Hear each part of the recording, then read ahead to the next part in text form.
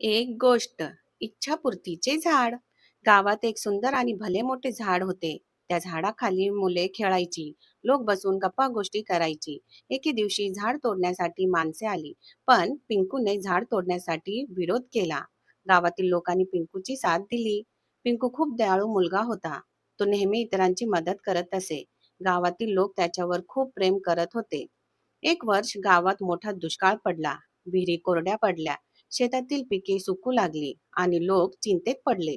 पिंकूला गावकऱ्यांची अवस्था पाहून खूप वाईट वाटले. एके दिवशी तो झाडाखाली बसला. तिथे त्याला अजून एक मोठे आणि जादू इच्छापूर्तीचे झाड दिसले. झाड म्हणाले, पिंकू, मी तुझी एक इच्छा पूर्ण करू शकतो. विचार करून इच्छा माग. पिंकूने स्वतःसाठी काहीही न मागता गावाचा विचार केला.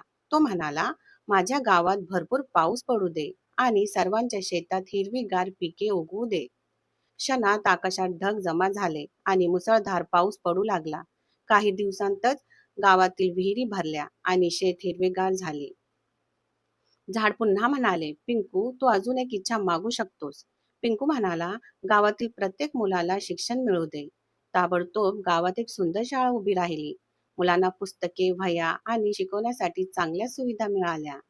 झाड खूप आनंदी झाले. ते म्हणाले, पिंकू, तू स्वतःसाठी काहीच मागितले नाहीस का?